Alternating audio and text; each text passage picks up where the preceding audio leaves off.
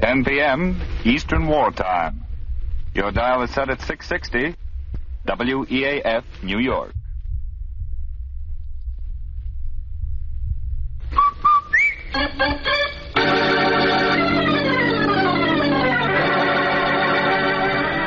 Rinso, R-I-N-S-O, Soapy Rich Rinso presents Boston Blackie, starring Chester Morris.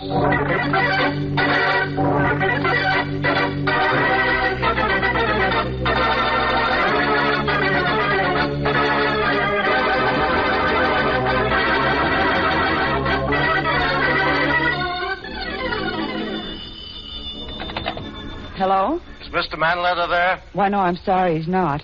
This is his secretary, Miss Rochelle. Can I help you? Yes, you can deliver a message for me. I've been trying to reach him all day. This is John Partridge, president of the Morton National Bank. Mr. Partridge, but... Well, Arthur Borden is president of the Morton Bank, isn't he? Not since yesterday, he's not. Give this message to Mr. Manletter, please. Tell him that his notes to the bank were due and payable on Monday of this week, and we must have our money. But, Mr. Partridge, we showed our books to Mr. Borden only last week, and he agreed to extend the notes until our accounts receivable came in. Our business is in fine shape, Mr. Partridge. Our books prove it. Please tell Mr. Manletter that we'll accept our money in the morning, Miss Rochelle. But it's $100,000. We can't possibly raise that money overnight. I'm sorry. That's Mr. Manletter's problem. Goodbye. $100,000. Hello, Gene. Mr. Manletter, the bank just called. There's a new president, and they want to foreclose on my notes. How did you know? Read this letter. I got it at the house this morning. Here, read it. If you want to know how to prevent the bank from foreclosing on your note, have your friend Boston Blackie visit a house at 50 Hunter Street at 7 o'clock this evening. Signed, a friend. Mr. Manletter, what does that mean? I don't know. I can't see any connection between the bank and Blackie. But I do know I won't ask him to go to Hunter Street. Well, can we raise $100,000 for the notes overnight? I don't think so, but I'll try. Only there isn't much hope. Then you must call your friend Blackie. No, it can only mean trouble for Blackie. I don't know how or why, but it must be trouble for him if I'm being forced to ask him to go there. But Blackie thrives on trouble, Mr. Manletter, and it'll save your business. No, I won't call Blackie. I'm going out to try to raise the money. You'll hear from me later. All right, sir. Alice, will you call a number for me, please? Get me Boston Blackie.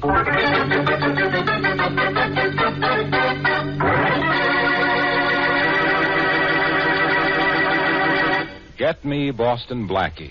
4 words that the weak use to call their champion. You know, some expressions seem so natural and right, we use them all the time without even thinking, like ruby red and sky blue and so on. Well, what I get a particular kick out of is the fact that we've added a new one to the nation's vocabulary. Yes, I hear tell that nowadays you ladies say Rinso white when you want to talk about really white clothes. Of course, there's a mighty good reason why Rinso gets your clothes so white. Rinso's soapy rich suds won't take no for an answer from dirt. They pitch right in your tub or washer and go to town. Yes, Rinso gets out more dirt. And that's why you ladies are able to turn out those beautiful Rinso white, Rinso bright washes. So next wash day, whistle for the kind of wash you're proud to hang on your line. Like this. And remember, it stands for Rinso White. Now, meet Chester Morris as Boston Blackie.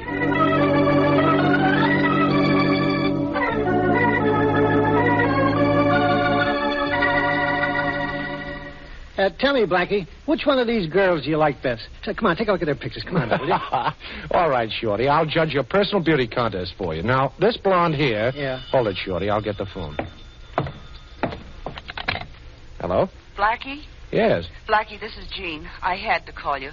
Mr. Manletter's in terrible trouble. Hey, come on, will you, Blackie? Come on, get off that phone. I got to know about this redhead. Lay off, Shorty. Well, what is it, Jean? What's the matter with Arthur? The bank called an hour ago. I've been trying since then to reach you. They're going to take over the business if Arthur doesn't redeem his notes for $100,000 by tomorrow morning. Well, they can't do that, Jean. Yes, they can. The notes are overdue. Hey, boss, what about this brunette? Now, come on, will you? Quiet. Not you, Jean. Look, honey, I haven't anywhere near $100,000, and I wouldn't know where to go to get it by tomorrow morning. I didn't expect you would, Blackie, but Mr. Manletter received a message saying that if you come to 50 Hunter Street at 7 o'clock tonight, the notes will be renewed. If I go to 50 Hunter Street, well, what does that mean? I don't know, Blackie. But if I show up, they'll renew? That's what the note says. Mr. Manletter knew you'd be in some kind of danger if you went, and he wouldn't ask you. Oh, don't worry, chick. You'll hear from me. Bye. So you finally got done. Now, come on, help me. Look at it. See, I got 50 pictures here. Pick out the one I should pin up on my wall. I can't do anything about your pin-up problem now, Shorty. Oh. I've got something at 50 Hunter Street that I've got to pin down.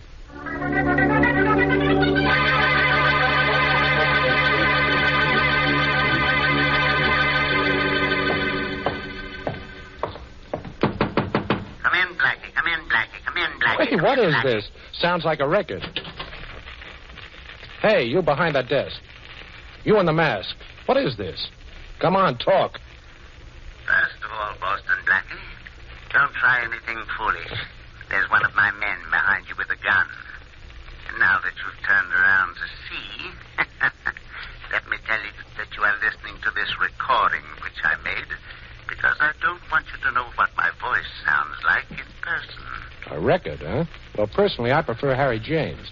Blackie, I want you to listen carefully to what follows. Have you anything to say? Sure I have. I hope you'll... Oh! Okay, boss. Take the record off. He's out cold. I hope I didn't hit him too hard, boss. There's no sense killing him. The law is going to do that for us very soon.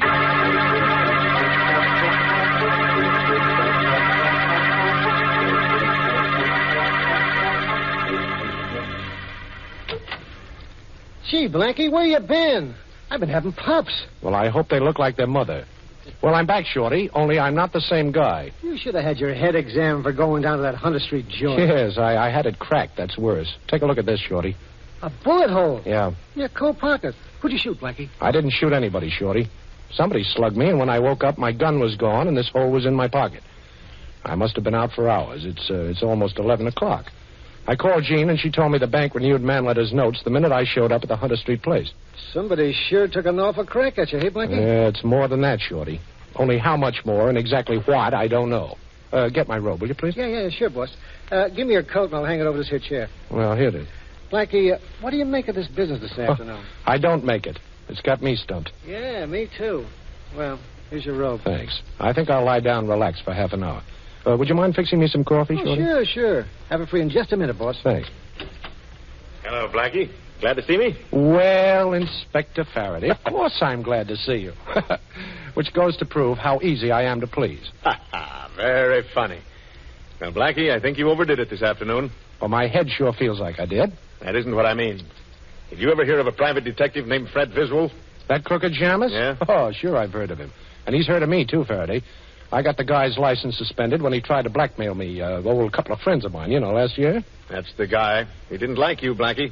I'd feel a whole lot worse if you said Rita Hayworth didn't like me. You didn't like him either. I hate rats, Farraday. Come on, what's all this about? Nothing, only Viswell was found shot to death an hour ago. What? I'm taking you in for his murder, Blackie. Now, let's get going. Now, look, Farraday, you've done ridiculous things every day of your life. But right now, you're borrowing from next week. What makes you think I bumped off Viswell? I don't think it. I know it. We've got your gun, and it's got your fingerprints on it. Oh. We found it near Viswell's body. And if I'm not mistaken, isn't that a bullet hole in the pocket of this coat of yours on the chair?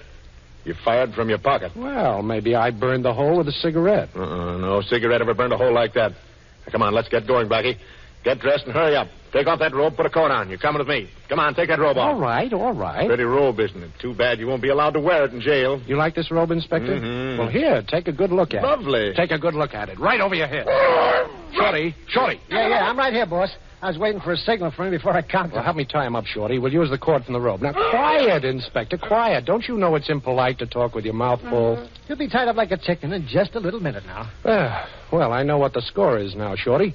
Somebody's fixed it to look like I knocked off Fred Viswell. Yeah, I heard.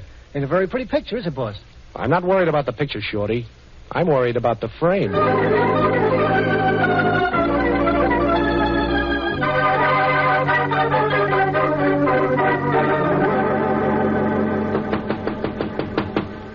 Who is it? Who's there? Let me in, Jean. Hurry. It's Blackie. Blackie. Oh, thanks. I'm sorry about coming to your apartment at this hour, Jean, but I couldn't reach you on the telephone. Oh, they closed the downstairs switchboard at midnight. Oh. What is it, Blackie? What's wrong? I need information, Jean. I need all you know or can remember. There's some connection between a private detective named Fred Viswell and somebody at the Morton National Bank. Now, who was it that spoke to you on the telephone? The new president. Oh. His name is John Partridge. Well, that's the man I'm going to see. Faraday's on my trail again, Jean, and I've got to clear myself. Oh, you'll never be able to get into the bank to see Partridge, especially if Faraday has a dragnet out for you. As soon as you show up, they'll throw you in jail. Oh, and don't worry. I'll figure out a way to get in to see him. But if I don't get anywhere with Partridge, I'm a dead duck.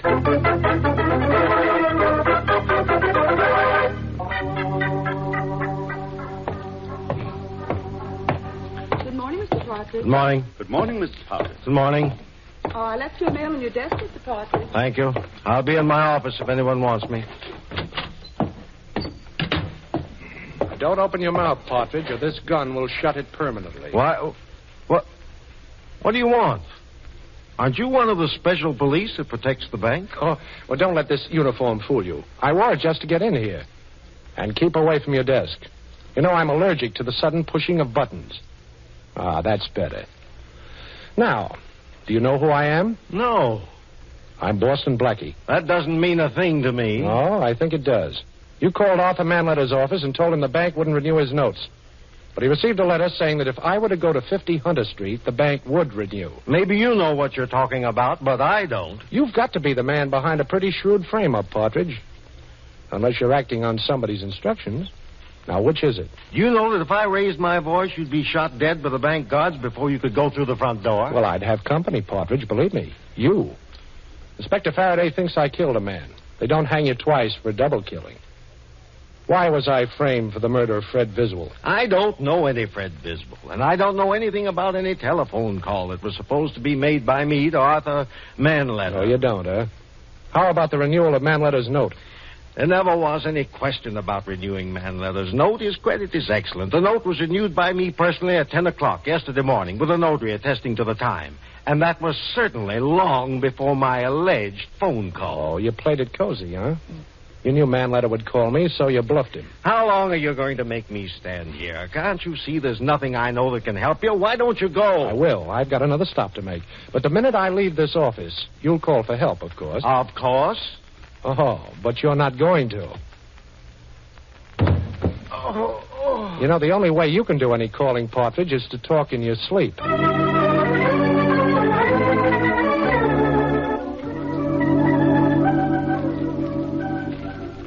Mr. Borden? Yes? I'm sorry to disturb you at your home. My name is Boston Blackie. How do you do, Mr. Blackie?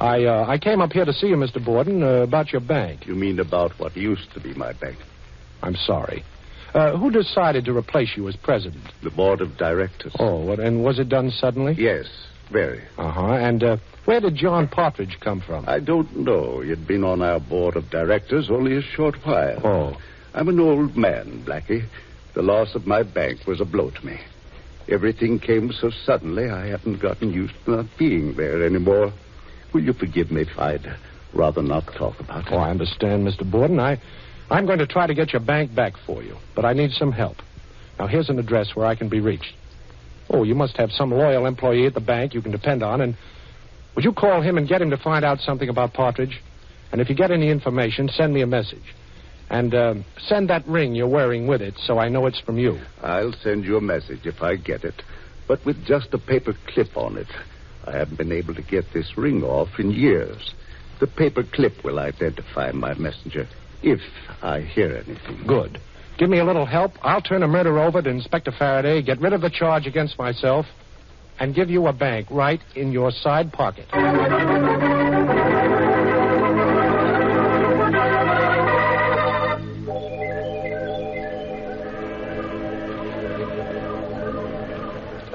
We've got to stay down here at my waterfront hideout during the day, Shorty.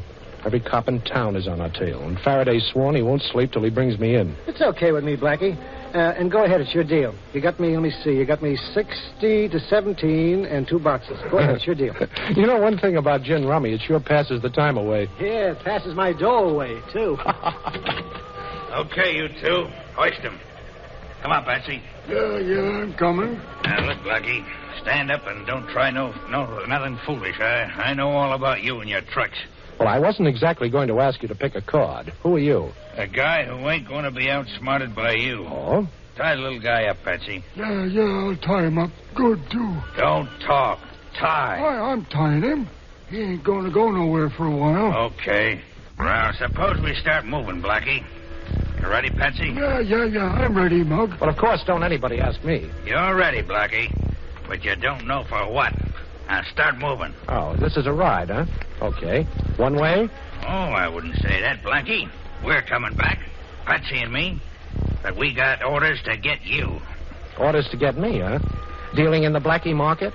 You'll strain an arm reaching for jokes like that, Blackie. I thought that was rather clever, isn't But it? you might as well know something. Yeah? We ain't taking you on any gang ride. We're turning you over to the cops. Yeah, I'll bet. A couple of hoods like you wouldn't go within 2 miles of headquarters.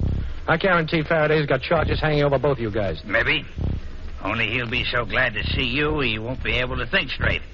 All right, let's get moving, Blackie. And remember, I'm the guy that's got the gun on you. Okay, Mug. But take my word for it, someday you're going to beg me to forget that.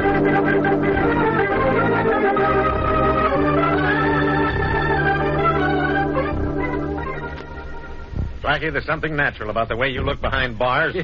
They look good on you. Oh, thanks. You've got no idea how nice it is to see you sitting so sweetly in that cell. Now, Faraday, listen, I didn't knock off Biswell. No kidding. Oh, of course not. And you didn't throw your bathrobe over my head and tie me up either, did you, Blackie? Well, yes, I did do that, Faraday. You know I did. But I did it to help you. Oh, this is going to be good. Now, tell me how. Well, somebody knocked off Fred Biswell. Your job is to catch murderers, Faraday. I had to be free to help you, see? Blackie, you should have been a lawyer. Thanks. Only you're overlooking a slight something. Your gun. Your pretty little gun. With your fingerprints on it. And a slug from it in Biswell's head and a bullet hole in your coat pocket. Nobody else killed Biswell, Blackie. You've got no alibi. You hated the guy and your gun did the job. Looks like kind of a perfect job to me. This is a frame-up, Faraday. Now, you've got to do something you've never done before. Oh, what? Use your head. Look, you're in jail, Blackie, and you tell me to use my head. Don't you think this is a spot where you should use yours?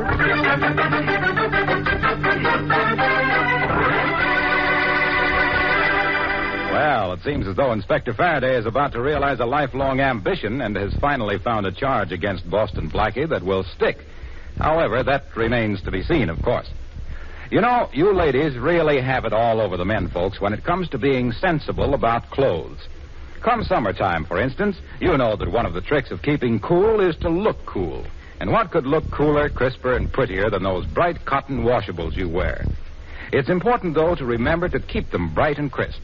And that's where our soapy-rich Rinso comes in. No point in working your head off in summertime, boiling and scrubbing clothes. And you don't have to with Rinso. A short soaking in Rinso suds, often as little as 10 minutes, is enough. Then a few quick finger rubs on extra soiled places, and your clothes are ready to rinse. And believe you me, you'll be mighty proud of how your wash looks, too. Your lovely colored washable cottons will stay fresh and bright week after week, wash after wash. And your white clothes, well, it goes without saying, they'll be, yes, Rinso white. So get Rinso next wash day for a Rinso white, Rinso bright wash.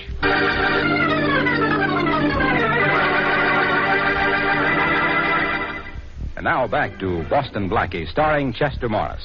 Blackie is in jail. Inspector Farraday knows that it was Blackie's gun that killed Fred Biswell, and Blackie can't clear himself while he's in prison. Into the cell block where Blackie is being kept walks a young lady. The policeman at the end of the corridor said I could come in and talk to all the other policemen in the whole jail, and you're the other policeman, so I thought I'd come over and talk to you. All right, miss. But about what? About the ball, of course. Everybody knows about the ball. What ball? The ball we're giving. But I'm selling tickets only to policemen. Well, now I've heard everything. Selling tickets to policemen for a civilian's ball. How much are they? $1. But the policeman at the end of the corridor said that if I came up... Here's $1 and keep the ticket. And the next policeman is right down past this row of cells. Go bother him, will you, please? Yes. And don't tell me that bag you're carrying is full of tickets. There aren't that many policemen. Oh, you're so silly. Of course not. I always carry a bag. It makes me look as if I'm always about ready to go someplace. Well, you can go right now. I'll unlock the door. You can walk down the corridor till you find another cop at the end of it. His name's Murphy. Isn't every policeman? Oh, I don't know. All right, go. Go on, miss. right down the corridor. Don't mind them mugs in the cells.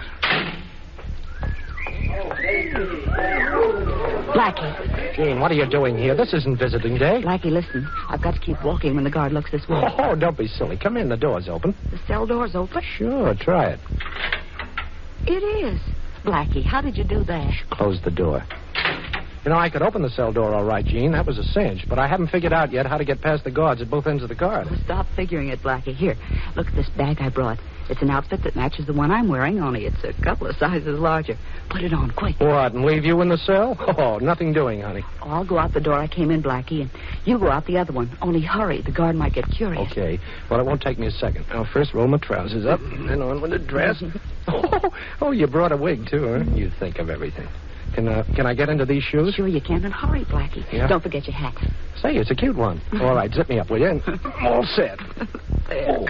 Now just walk out, Blackie, and tell the cop at the end of the corridor. His name's Murphy. Tell him he ran out of tickets. Can you talk like a girl? Who, me? Of course I can. Oh, you better not talk. Bye, Blackie, and luck.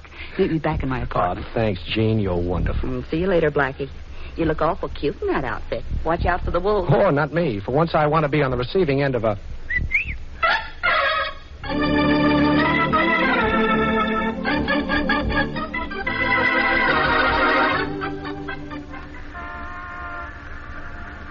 This is the house, Shorty, 50 Hunter Street. I don't know what I'd expect to find here, but let's go in. Why, boss? Well, maybe I can pick up something inside that'll give me a clue to that masked man. You see any lights? No. Nope, there ain't any but. Okay, now don't hit your flashlight till we close the street door. Oh, what kind of a lock is this? I don't know. But if you're working on it, it's an easy lock. I'll guarantee that. No, Shorty, it's an open lock. Come on in. Shh, quiet. Hit your flash, Shorty. Right. Yeah, this is the room where I got conked. The masked guy sat right over there facing me with his hands folded on that table, and he... Shorty. What? Well, what happened? I know now who the masked guy was, Shorty. Yeah? I'm going to straighten out this whole mess. Wait till I look up a number in this phone book. Let's see. Who are you calling, Blackie? I'm calling the murderer of Fred Viswell. Wait a minute. Yeah, here it is. Well, now let's hope I sound like the mug. Hey, boss, this is a mug. Come right down to Hunter Street house. I got Blackie here. He's Hoyt. Oh, you want to talk to him? Okay. Talk to the boss, Blackie, or you get it again. Here, take the phone. So you're the boss, huh? Well, what am I supposed to do, applaud? Give me that phone, Blackie. Okay, boss. Yeah, that sure is Blackie, huh? Oh, you'll be right down? It worked, eh? Good. Yeah. What a swell. Okay, Shorty, now you beat it. I'm staying right here, and I'm handling this alone. But I have a job for you when you get outside. Okay, boss. It may decide who dies for the murder of Fred Viswell. And just between us, I'd rather it wasn't me.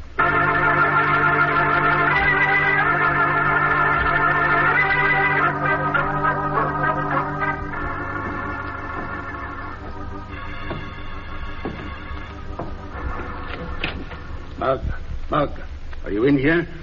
Mug, turn on the light. It's dark. I can't see you. Turn on the light. Here's a light, Mr. Borden. Right in your face. Boston Blackie. That's right, Boston Blackie. You had a very nice frame-up all fixed for me, but I think you're going down to explain it all to Inspector Farraday now. Do you? Well, I don't. So that phone call to me was a gag, eh? I might have known it was one of your tricks, Blackie, but I didn't. No harm done, though. I'll just leave. Oh, just like that, huh? Mm-hmm. And don't think you can threaten me, Blackie. As long as I'm alive, I'm a potential alibi for you. Only you and I know you didn't kill Fred Biswell and that I did. And you've got to let me live in the hope that someday I'll confess.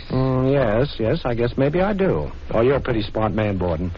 You'd have to be to have me in this kind of a jam. What did Viswell ever do to you? He thought he could outsmart me, the fool. Some private investors had him checking the books at the bank. Found that I'd taken quite a bit of money that didn't belong to me. And he thought he'd try a bit of blackmail. He didn't get very far. Pretty thorough, aren't you? I think so. How did you know I was the masked man, Blackie? Well, two ways, Borden. Yes? One was the fact that I gave you the address of my waterfront hideout, and later your hoods paid me a visit down there. You were the only one that had that address. The other was that ring you're wearing. The one you told me you couldn't take off. When I came in tonight, I remembered the masked man was wearing that ring. You know, putting John Partridge in your place as president of the bank sounds like a wonderfully smart idea. It was. I was tired of working, and I can throw Partridge in jail any time I like for a little embezzlement job he did. So he must do as I say. And now, Boston Blackie, let's go visit Inspector Farraday. Well, no, Mr. Borden. I don't think I care to see the inspector tonight. No? Perhaps this gun will make you change your mind. I happen to know that Farraday has your gun. You're still under suspicion of murder, you know. And if you try to escape, Blackie, I'll think nothing of killing you in cold blood. You know, I believe you would, Borden. All right, I'll go with you. I guess I'd rather be a live prisoner than a dead suspect.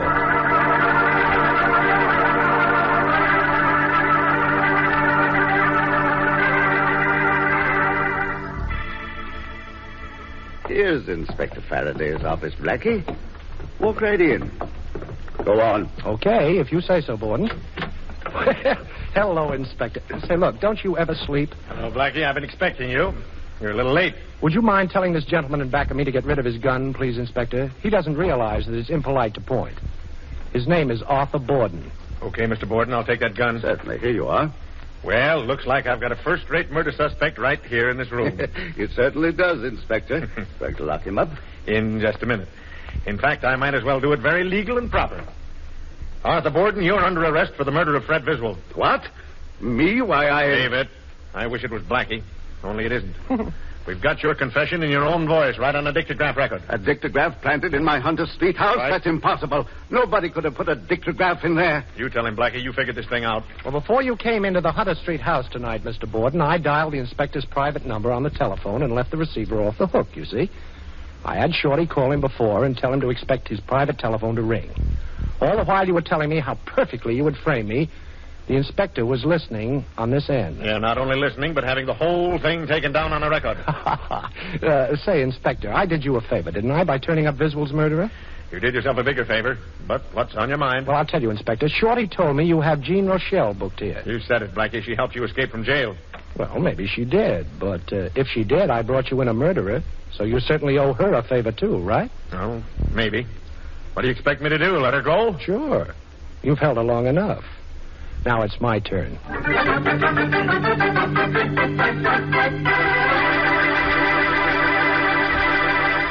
You've heard about making mountains out of molehills, but here's how to make mountains of dishes go right down to nothing in a hurry.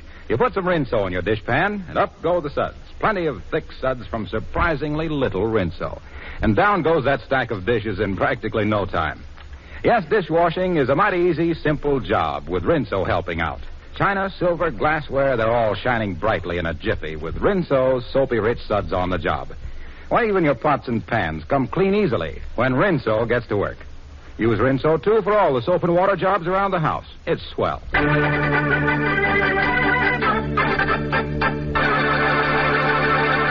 Now a glimpse at next week's adventure of Boston Blackie. All right, Monahan, give me a little more juice in that light. No, don't do that. I can't stand it. That's better. Now, listen, Shorty, you say you don't remember what happened. I don't. I keep telling you I don't. All right, maybe you don't remember. You were slugged. Now, we don't want to know anything except one thing. Now, think hard, Shorty. Who was the last person you saw or talked to before you were slugged? Now, that's all we want to know. I'm thinking, Inspector, honest. I'm dizzy trying to think. I don't know. I just don't know. Hey, wait a minute. Oh, yeah, I remember now. The last person I talked to before I got conked was Boston Blackie.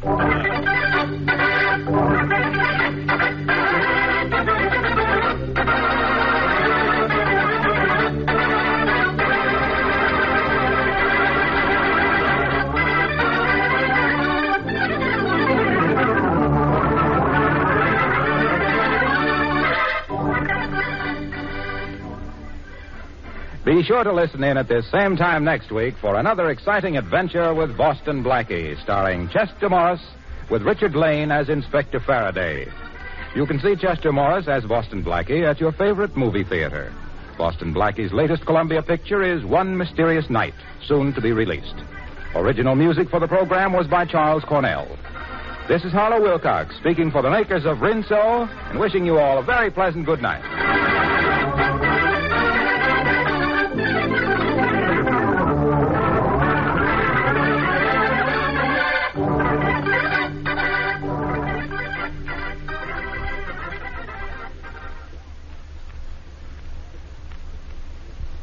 Warm weather's ahead, and that means greater danger from perspiration. Protect yourself. Use Lifebuoy in your daily bath. You know, of 7 leading brands, Lifebuoy gives you the most soap for your money. And its rich, purifying Lifebuoy lather agrees with your skin. And don't forget, Lifebuoy is the only soap especially made to stop. This is the National Broadcasting Company.